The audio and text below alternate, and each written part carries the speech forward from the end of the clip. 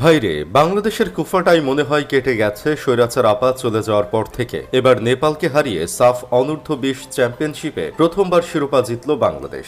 সেমিফাইনালে ভারতের দাদাদের হারিয়ে ফাইনালে গেল, শিরোপা জিতল এবং পুরো এশিয়া দেখল কয়েকদিন আগে পাকিস্তানের মাটিতে পাকিস্তানের বিপক্ষে প্রথমবারের মতো টেস্ট জিতেছে বাংলাদেশ, তাও 10 উইকেটে জয় পেয়েছে। এবার নেপালকেও এক হালি ভরে দিয়ে সাফ চ্যাম্পিয়ন হয়েছে বাংলার দামাল ছেলেরা। ইন্ডিয়ার দাদারা বসেছিল নেপাল বাংলাদেশকে ভরে দিবে আর তারা উল্লাসে মেতে উঠবে, কিন্তু এমনটা হলো না। তাদেরকেই আরো কাঁদিয়ে নতুন দেশে শিরোপা তুলল বাংলাদেশ। তারা বৈষম্য বিরোধী ছাত্র আন্দোলনে শহীদদের উৎসর্গ করেছেন এই শিরোপা। মুগ্ধ সাইদের মতো হাজারো শহীদদের ভুলে নাই বাংলাদেশ, কখনো ভুলবে না। মেসির মতো শিরোপা হাতে নিয়ে হাঁটতে হাঁটতে সবাইকে নিয়ে শিরোপা উঁচু করে ধরা সেলিব্রেশন নেপালের হৃদয় পুড়িয়ে দিয়েছিল। নেপালের একজন দর্শক শরীরে ট্যাটু এঁকে প্রেডিকশন নিয়ে এসেছিল যে বাংলাদেশ 3টা খেয়ে হারবে নেপালের সাথে, অথচ দিন শেষে দেখা গেল তারাই বাংলাদেশের কাছে 4 গোল খেয়ে হেরেছে। এজন্যই আসলে খেলার আগেই বেশি লাফানো ঠিক না, বেশি ওভার কনফিডেন্সও যে ভালো না সেটাই প্রমাণ হয়ে গেল। পাকিস্তানের সাথে প্রথম সিরিজ জয়, আবার এখন নেপালের মাটিতে নেপালকে হারিয়ে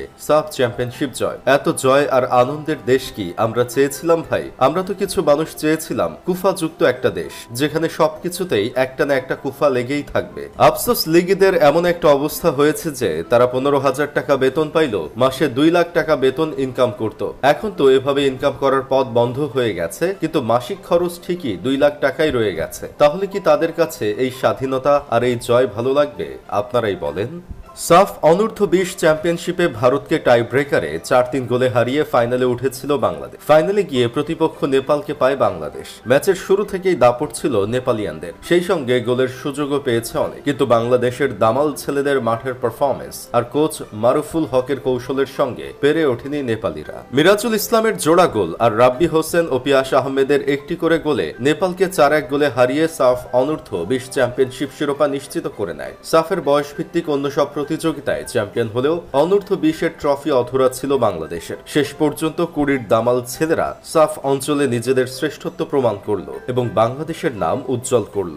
আমার বন্ধু কেরামত আবার কাজী এলিয়েন স্যারের ভক্ত। এই জিতের ক্রেডিট সে সবটুকু তাকেই দিতে চাচ্ছেন আর বলতেছে লিওনেল কাজী কাকা না থাকলে কখনো এই শিরোপা জেতা সম্ভব হতো না।